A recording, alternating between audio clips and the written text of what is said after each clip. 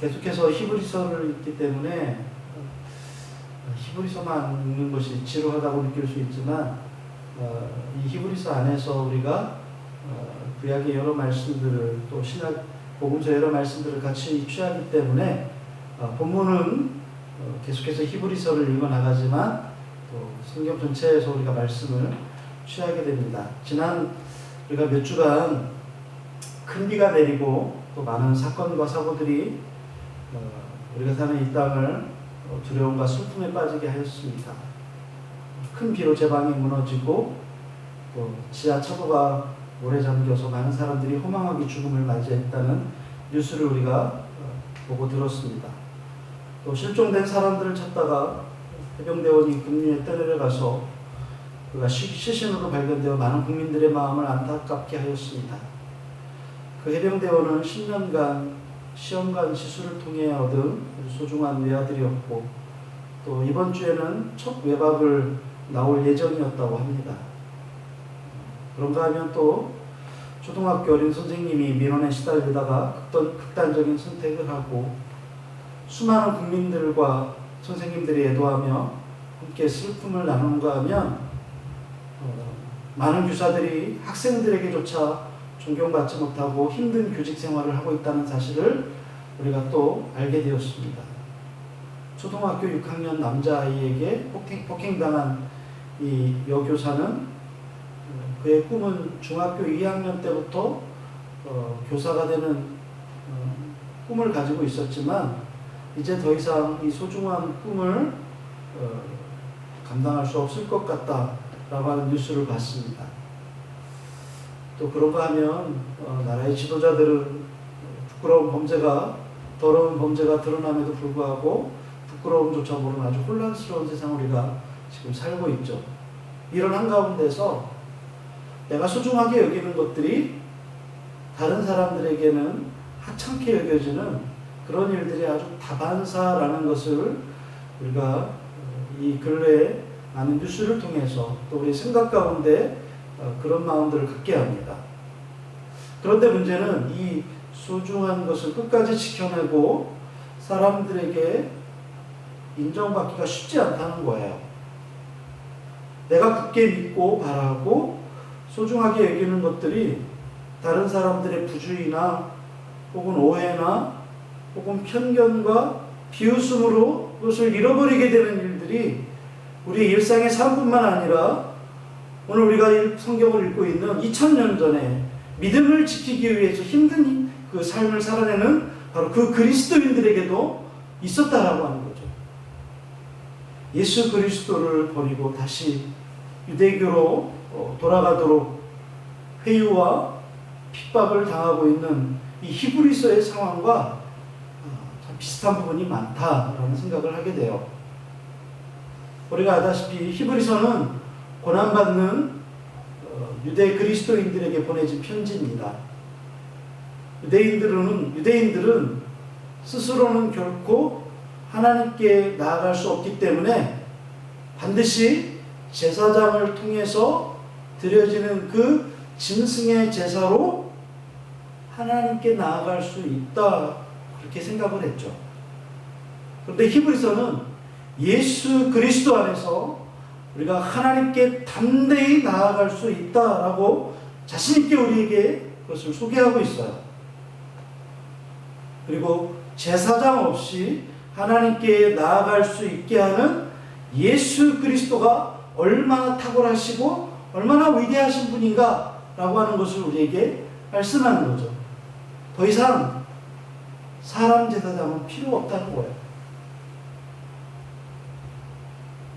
레위의 자손인 아론의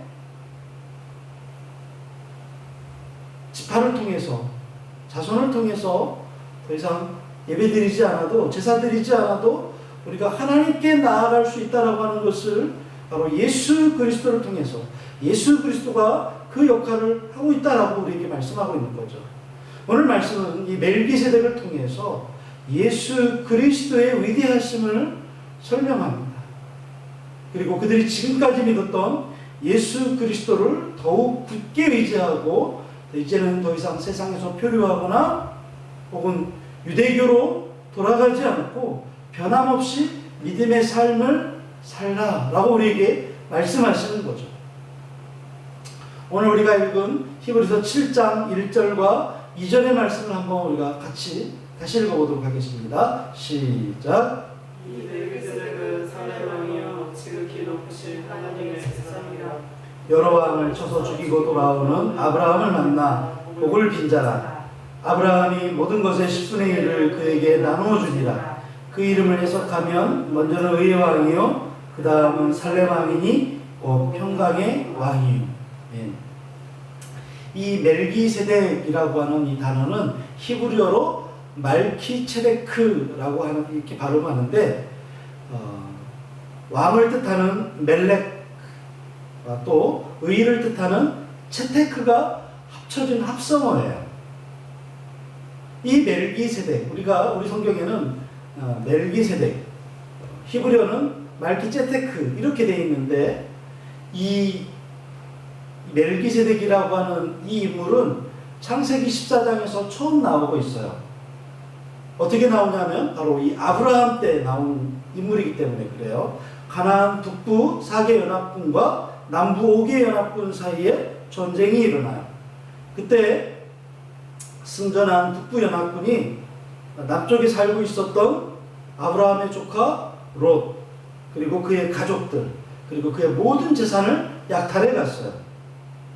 아브라함은 조카 롯을 구하기 위해서 자기 자신이 키우던 자기 자신이 집에 있던 사병 318명을 이끌고 밤새 기습작전을 펼쳐서 그들을 모두 무찌르고 끌려갔던 사람들을 다 이끌어오게 되죠.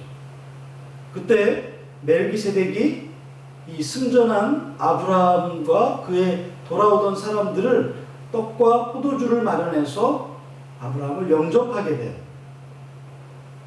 그리고 이 멜기세덱은 그 이후로 사라져요. 등장하지 않습니다. 그리고 언제 나오냐면 시편에 메시아를 예언하는 그런 장면에서 멜기세덱의 이름이 또 한 번 나와요. 오늘 이 히브리에서 설명하는 이 멜기세덱은 뭐라고 되어 있냐면 살렘 왕이고 지극히 높으신 하나님의 제사장이다 이렇게 되어 있어요. 이 살렘은 옛날 예루살렘의 지명이에요. 이 살렘이라고 하는 뜻은 평화, 평강을 뜻합니다. 그래서 평강의 왕이라고 해요.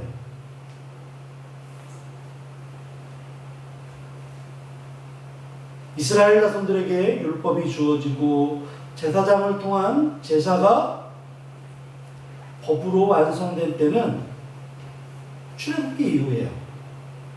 모세의 형 아론이 첫 대제사장이 되었어요. 하지만 아론은 아브라함보다 500년 이후의 사람이에요. 아브라함의 자손이에요. 그것도 한참 지난 500년이나 지난. 아브라함 당시 멜기세덱은 종교 제도 너머의 인물이고 또 재정일치 사회에서 왕이자 제사장이었던 인물이에요. 멜기세덱은 이 전쟁에서 돌아오는 아브라함을 맞이하면서 그를 축복하자 아브라함이 자기가 전쟁에서 얻은 그 전리품, 그 노량물들의 10분의 1을 멜기세덱에게 줍니다. 이것이 성경에 나오는 최초의 11조예요. 아브라함과 롯이 아브라함이 롯과 또 사람들이 끌려가고 재물을 빼앗겼다는 말을 듣고 가만히 있었는데 하나님께서 직접 사람들과 재물을 되찾아 주신 게 아니죠. 또 다른 사람이 그들을 찾아온 것도 아니에요. 아브라함이 자기 목숨을 걸고 자기의 사병들을 이끌고 함께 가서 자기 목숨을 걸고 싸워서 그들을 되찾아왔어요. 또한 그 재물은 원래 누구 거예요? 북부연합군 4개국 연합군 것이 아니라 빼앗겼던 것들을 다시 되찾아온 거예요. 그럼에도 10분의 1을 멜기세덱에게 주었다라고 하는 것은 이 모든 과정이 바로 하나님의 역사이고 하나님의 은혜임을 알았기 때문이죠. 그러나 아브라함의 사병이 아무리 훈련을 잘했기로서니 4개국 연합 군대를 이길 수 있는 숫자가 됩니까? 능력이 됐겠습니까? 무기가 됐겠습니까?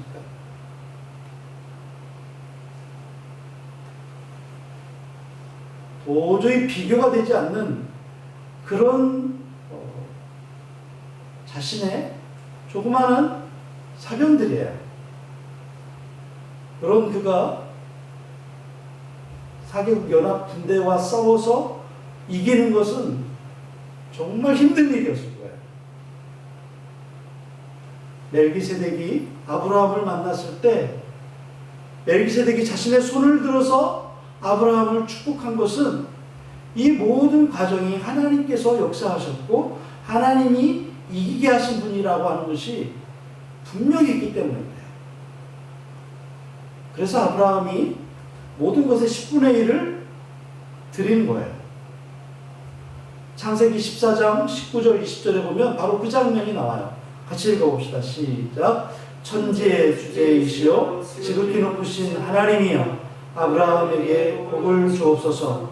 너희 대적을 내 손에 붙이신 지극히 높으신 하나님을 찬송할지로다. 멜기세덱이 바로 이렇게 아브라함을 축복해요. 이 멜기세덱의 축복을 통해서 아브라함은 하나님으로부터 받은 그 축복의 언약을 다시금 확증하고 믿음에 설 수 있었던 거죠. 멜기세덱이 아브라함이 하나님께 받은 그 약속을 알게나 했겠어요? 그럼에도 불구하고 멜기세덱이 그를 축복하자 내가 예전에 하나님이 나에게 축복하셨던 그게 있었지. 그것을 다시금 확인하고 생각해내고 그래 하나님이 반드시 나에게 약속하신 것을 이루어 줄 거야 라고 하는 확신, 컨펌이 생겼던 거예요. 아브라함은 하나님의 말씀에 순종해서 갈대아 우르와 하란을 떠나서 가나안 땅에 지금 정착하며 살고 있지만 여전히 두려움 속에 있던 아브라함은 이 멜기세덱의 이 축복을 통해서 하나님의 약속에 대한 확증을 얻게 된 거죠. 오늘 우리가 이 예배를 통해서 또한 이 말씀을 통해서 우리가 얻어야 되는 것은 바로 이런 거예요. 나의 믿음, 나의 노력, 나의 꿈과 비전 이것이 다시금 하나님으로부터 확증받고 또 다시금 믿음을 세우게 되는 그런 계기가 바로 예배가 되어야 되는 거예요. 예배는 일주일에 한 번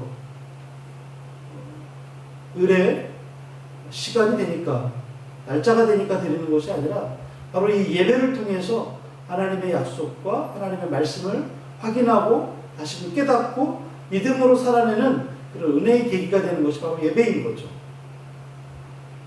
그렇지 않으면 우리에게 예배는 종교 행위밖에 되지 않아요.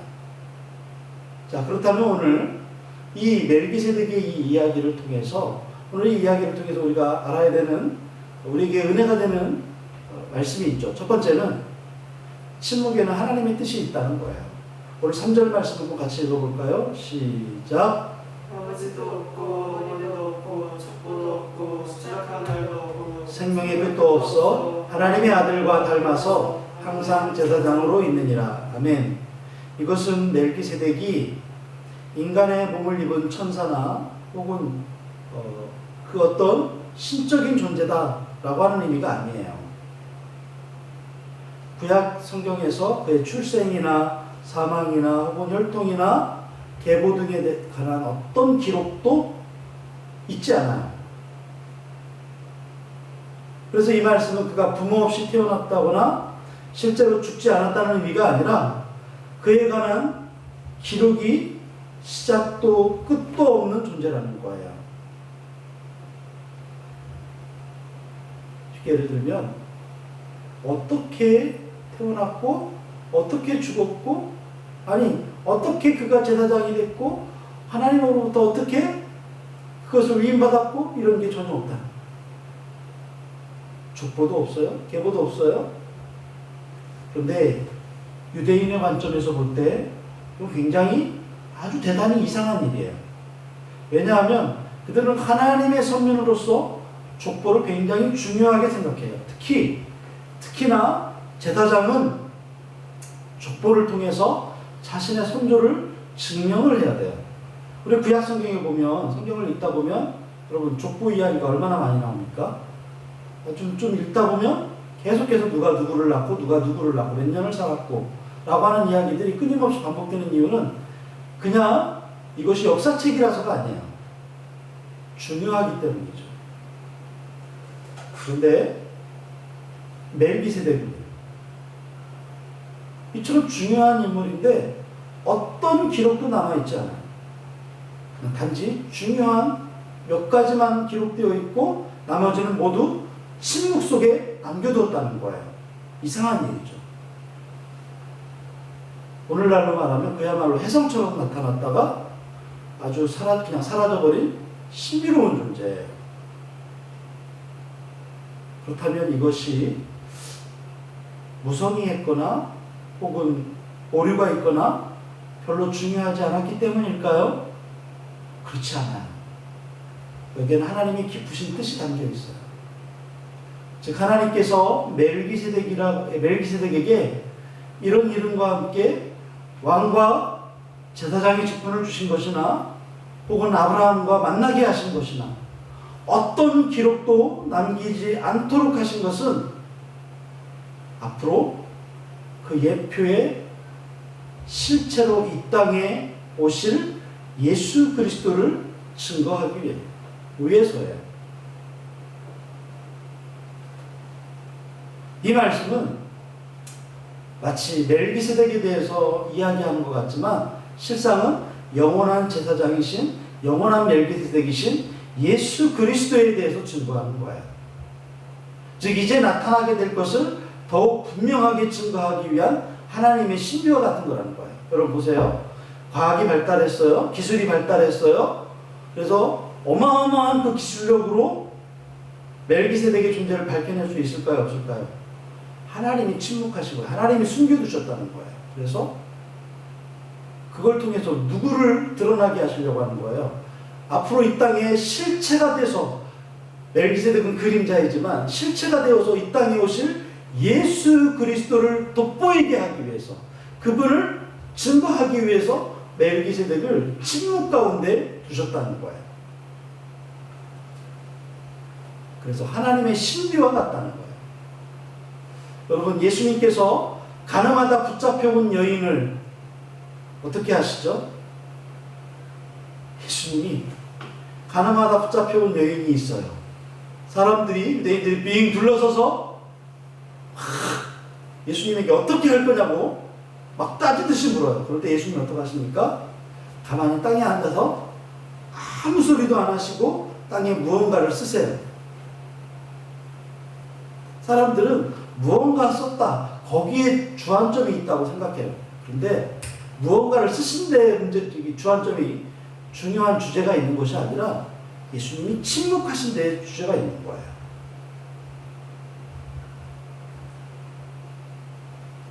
그리고 이 가늠하다 붙잡혀온 이 범죄한 여인을 두고 사람들이 다 떠나갔을 때 예수님이 뭐라고 하시냐면 이 여인에게 나도 너를 정죄하지 않을 것이니까 다시 죄를 짓지 말라 이렇게 말씀하시거든요. 그런데 그리고 등장하는 말씀이 뭐냐면 나는 세상의 빛이다 라고 말씀하세요. 유대인들에게는 이 여인의 죄가 어떤 처벌을 받아야 마땅한 것인가 여기에 이슈가 있었지만 주님은 그 여인을 용서해 주시고 예수님이 세상을 구원하신 참 빛이라고 하는 이 사실을 우리에게 깨닫게 하시는 거예요. 이처럼 성경은 하나님의 침묵은 무능력이나 무관심이 아니라 앞으로 하실 하나님의 위대하심을 기대하고 그것을 볼 수 있도록 만들어주는 거예요. 지금의 어려움과 연약함은 잠깐의 것이지만 전능하신 하나님은 반드시 역사하시고 일을 이루시는 분이에요. 여러분 누가복음 5장에 보면 시몬이 밤새도록 고기를 잡다가 고기를 한 마리도 못 잡아요. 어떻게 한 마리도 못 잡을 수 있을까요? 그때 예수님이 이 시몬에게 깊은 데로 가서 그물을 내려 고기를 잡으라고 말씀하셨을 때 시몬이 그 말씀에 순종해요. 주님, 내가 밤새도록 그물을 던졌지만 한 마리도 못 잡았습니다. 그러나 내가 주의 말씀에 의지해서 주의 말씀을 순종함으로 가서 그물을 던지겠습니다. 그때 그물을 던졌을 때 어떻게 되었다고 되어 있죠?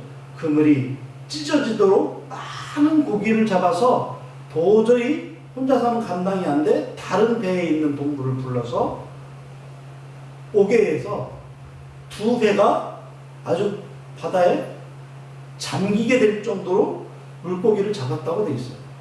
여러분, 지금은 실패한 것 같고 하나님은 침묵하시는 것 같지만 주님은 그 침묵의 시간을 통해서 앞으로 그가 예수님의 제자로 영혼을 인도할 것을 말씀하시죠. 앞으로 엄청나게 부자가 될 거야. 앞으로 고기를 많이 잡을 거야. 거기에 목적이 있는 것이 아니었어요. 그가 빛이신 예수 그리스도, 구원이신 예수 그리스도를 증거하는 복음의 사도, 그리스도의 제자가 될 것을 그 사건을 통해서 말씀하고자 하신 것이죠. 그래서 우리의 침묵의 시간은 나의 침묵의 시간이 아니라 하나님이 일하시는 시간인 거예요. 오늘 멜기세덱에게 대한 이 성경의 침묵은 실체이신 예수 그리스도가 오실 것에 대한 확증이 되게 했어요. 즉 믿는 자의 실패가 그 실패가 아니라 하나님의 역사의 시간이라고 하는 것을 우리가 기억하게 되기를 예수님의 이름으로 축복합니다.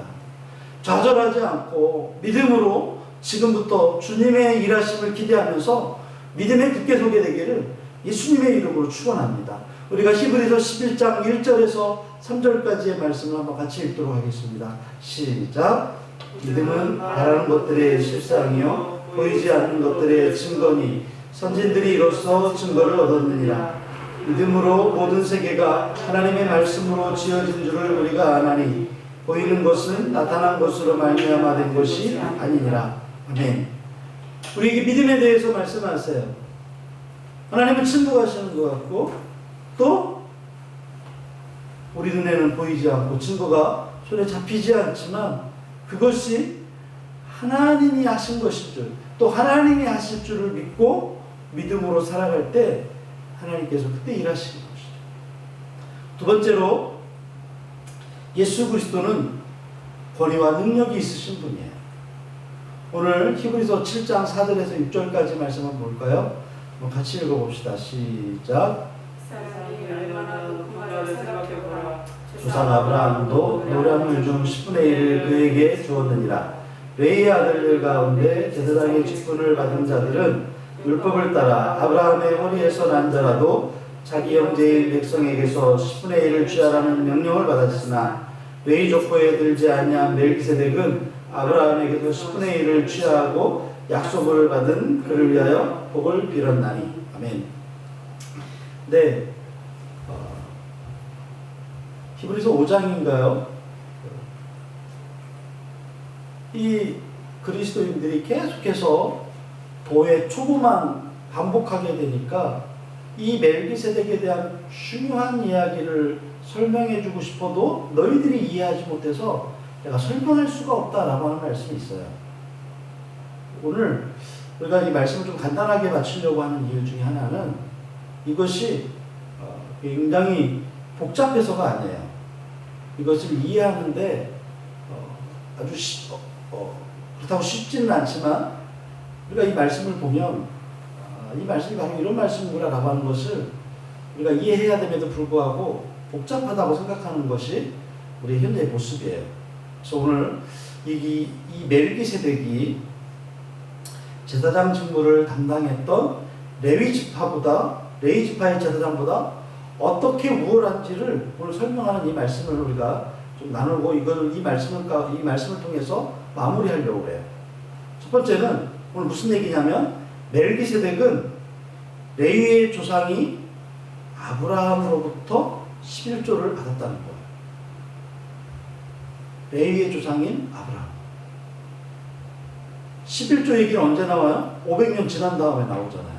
그런데 그 율법이 나오기 500년 전에 있던 아브라함이 누구에게 11조를 드려요? 멜기세덱에게. 그 다음에 두 번째는 아브라함이 누구에게 축복을 받아요? 멜기세덱에게 축복을 받아요. 축복은 높은 사람이 낮은 사람에게, 낮은 사람이 높은 사람에게 받는 거예요. 높은 사람이 낮은 사람에게 하는 게 축복이에요. 자, 그러면 아브라함이 멜기세덱에게 축복을 받았다는 것은 누가 높다는 얘기예요? 멜기세덱이 높다는 거예요. 아브라함이 낮은 사람이라는 거예요. 롯과 그의 가족들과 재산을 가나안 그 북부 연합군으로부터 다 다시 되찾아왔던 이 아브라함이 멜기세덱이 축복하자 그것에 자원해서 얻은 것의 10분의 1을 드린 거죠. 근데 여기 보니까 노량물이라고 되어 있는 이 히브리어는 그냥 우리말로는 노량물이지만 이 의미로는 노량물 중에 가장 좋은 것이라고 하는 의미예요. 그래서 가장 좋은 것의 10분의 1을 드렸다는 거예요.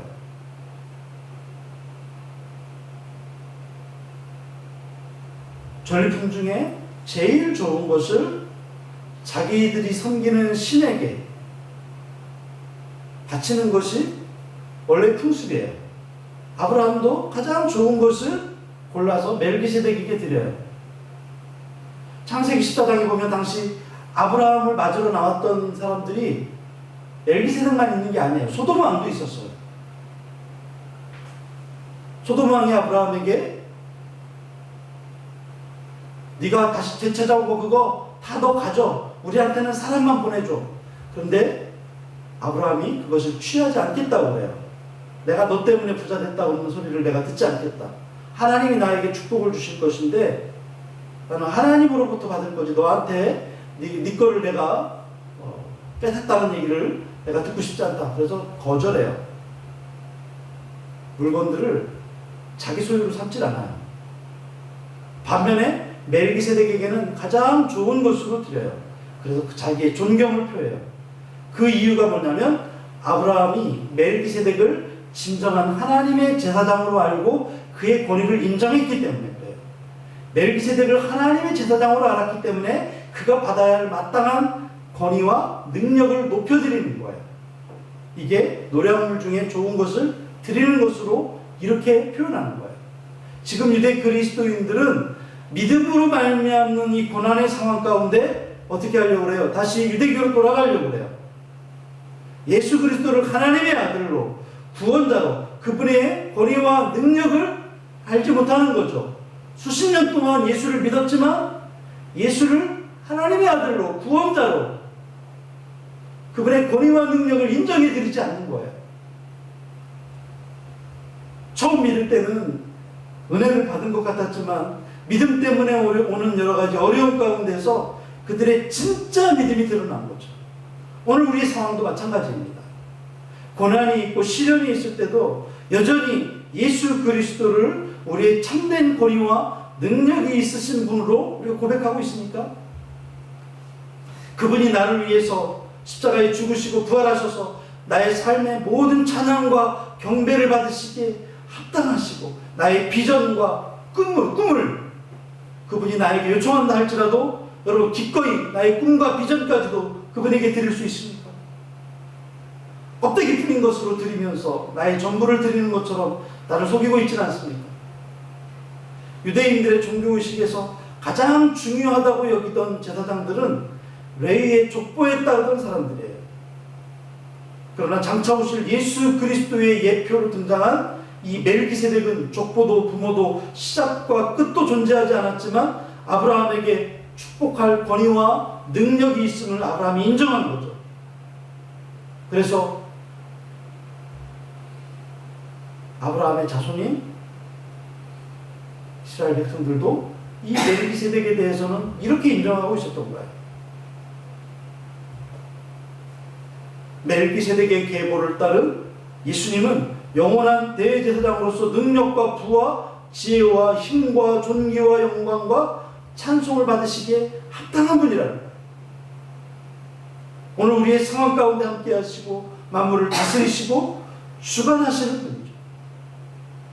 여러분, 그분 앞에 나의 문제와 나의 어려움과 나의 이 침묵의 시간들을 가지고 나아가서 하나님 앞에 엎드리는 거예요. 그렇게 되기를 축원합니다. 시편 93편 1절에 말씀하시죠. 같이 읽어봅시다. 시작. 여호와께서 다스리시니 스스로 권위를 입으셨도다. 여호와께서 능력의 옷을 입으시며 띠를 띠셨으므로 세계도 견고히 서서 흔들리지 아니합니다. 문제는 마땅히 존귀와 권세와 능력과 영광을 받으시기에 합당한 분이라고 하는 것을 우리가 인정하지 않는다는 거예요. 요한계시록 4장 11절과 5장 12절에도 말씀하시죠. 같이 읽어봅시다. 우리 주 하나님이여 영광과 존귀와 권능을 받으시는 것이 합당하오니 주께서 만물을 지으신지라. 만물이 주의 뜻대로 있었고 또 지으심을 받았나이다 하더라. 계속 큰 음성으로 이르되 죽임을 당하신 어린 양은 능력과 부와 지혜와 힘과 존귀와 영광과 찬송을 받으시기에 합당하도다 하더라. 네, 그렇습니다. 너무 힘들어, 너무 괴로워, 아유, 다시 유대교로 돌아가야 되겠다 라고 생각하는 사람들에게 우리 예수 그리스도는 능력과 존귀와 권위와 위엄이 있으신 분이시다 라고 하는 것을 이 멜기세덱을 통해서 보여주는 거예요. 심지어 레위의 자손이었던 아론의 아들들을 통해서 제사장이 나왔고 그 중에서 대제사장이 아론의 후손이었어요. 그럼에도 불구하고 예수님은 아론의 후손이라고 하지 않고 멜기세덱의 계보를 따른 영원한 대제사장이다. 그래서 아브라함조차도 그에게 11조를 드리고 축복을 받았다. 누가 높으냐? 멜기세덱이 높으시다. 유대인들은 아브라함을 우리의 조상이라고 생각해요. 자기들의 조상이라고 생각하기 때문에 자기들의 근원이라고 생각해요. 그 아브라함조차도 멜기세덱에게 무릎 꿇고 그의 축복을 받은 사람이다. 예수 그리스도는 바로 이 멜기세덱이 영원한 멜기세덱이 되어서 멜기세덱의 계보를 따른 영원한 제사장이 되어주셨다. 그래서 우리는 짐승의 제사가 아닌 예수 그리스도가 단번에 자기 몸으로 드린 그 십자가의 제물로 우리는 하나님 앞에 담대히 나아갈 수 있다 라고 하는 것을 이야기함으로 너희들 다시는 그 아론의 제사장이 필요한 유대교로 돌아가려고 하지 마라. 예수 그리스도로 충분하다 라고 말씀하십니다. 말씀 마무리합니다. 히브리서는 유대인들에게서 고난받는 유대인 그리스도인들에게 보낸 편지라고 했어요.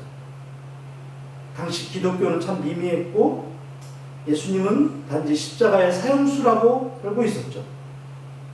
유대인들의 시선으로 볼 때 기독교는 하찮게 여겨졌고 그 도를 따르는 사람들은 무시해도 되는 것처럼 여겨졌어요. 그래서 우월하게 보이는 유대교를 통해서 그리스도인들을 짓눌렀어요. 그런 때 히브리서 기자는 유대인의 출발이 되는 아브라함이 믿음의 사람인 것은 틀림없고 아론의 레위 지파도 훌륭하지만 멜기세덱의 피하는 아주 작다라고 하는 것을 여기 말씀하고 있죠. 또한 예수 그리스도는 십자가의 죽으심으로 그 영원한 제사를 완성하신 멜기세덱이다. 그분이 영원한 멜기세덱이다. 이렇게 우리에게 강조하는 거예요.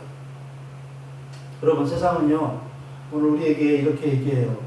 세상이 훨씬 더 화려하고 세상이 훨씬 더 크고 세상의 관점이 훨씬 더 편협한 기독교인들보다 넓다. 이렇게 얘기해요. 그래서 그 길을 따르는 것이 지혜고 그 길을 따라 사는 것이 삶의 지혜라고 말해요. 거기에 비하면 예수 믿는 사람들은 아주 하찮게 여겨지죠. 별거 아닌 것처럼 여겨지죠. 그러나 예수 그리스도께서 멜기세덱의 기보를 따르는 영원한 대제사장이 되시는 것은 히브리서가 쓰여질 때뿐만 아니라 바로 오늘날도 동일한 거예요. 우리가 믿는 예수 그리스도는 모든 세속적인 가치관보다 비교할 수 없을 정도로 크신 분인 거죠. 만약 우리가 이 멜기세덱의 계보를 따른 예수 그리스도를, 영원한 제사장이신 예수님을 우리가 바르게 인식하지 못하면 어떻게 될까요? 우리도 언젠가는 아론의 계보를 따르는 인간 제사장으로 모든 걸 대신하고 싶어하고 돌아가고 싶어하겠죠. 왜 그래요? 그분을 그리스도로 인정하지 않기 때문에 그래요.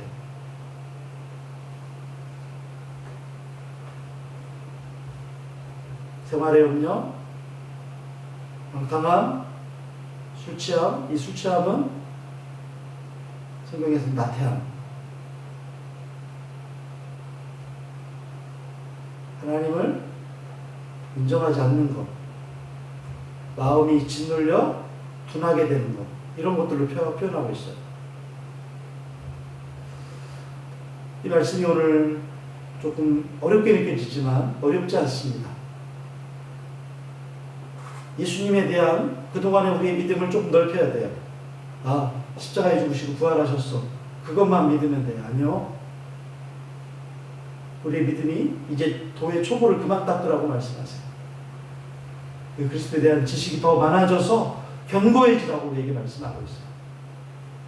이 한 주간 영과 진리로 영원한 멜기세덱 되시는 예수님께 예배하는 그런 삶을 살게 되기를 바랍니다. 나아가서 우리의 침묵의 시간, 우리의 어려움의 시간, 또 우리의 실패의 시간들을 하나님 앞에 드림으로 말미암아 하나님 앞에 다시금 우리가 확증받고 또 다시금 세워지는 은혜의 시간 되기 바랍니다.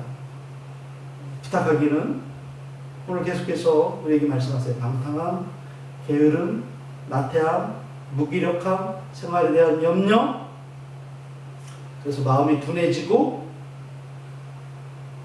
예수님이 믿어지지 않고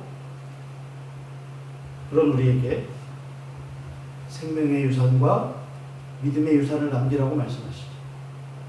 우리가 그런 저와 여러분 되었으면 좋겠습니다. 오늘 우리가 찬송가 456장이죠. 445장 태산을 넘어 홍곡에 가도 빛 가운데로 걸어가며 이 찬양 부르시면서 같이 기도합시다.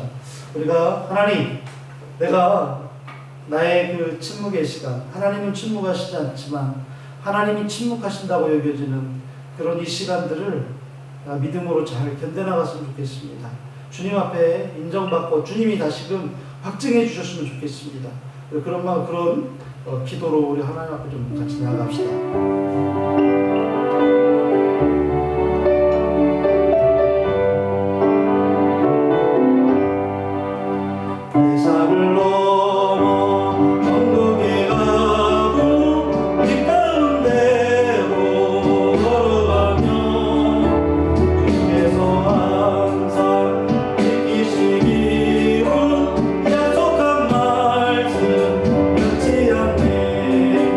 하늘의 영광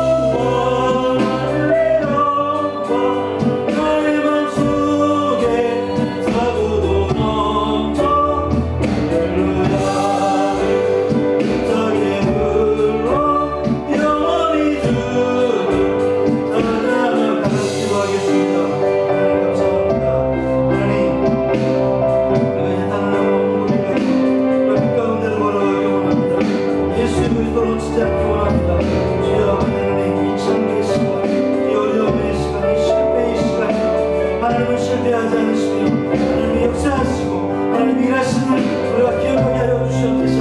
하나님 우리의 상황과 우리의 연약함 가운데에서 주여 말씀하시고 또 확증하시고 주님이 일하여 주시는 미사오니 하나님 기대하고 믿음으로 온전히 서는 시간 되게 하여 주옵소서. 무엇보다도 하나님 아브라함처럼 다시금 주님이 말씀하시며 주님이 말씀하시고 확증하시는 그 하나님의 확증 가운데 우리의 믿음이 흔들리지 않게 하시고 부동하지 않게 하시고 아버지 믿음 안에 온전히 세워지니 복된 우리가 되게 하여 주시옵소서. 주여 이 한 주간도 하나님 말씀하실 때 깨닫게 하여 주시옵소서. 하나님의 성령의 역사가 우리 가운데 충만케 하여 주시옵소서. 주여 우리에게 말씀하시고 주여 깨닫게 하여 주옵소서.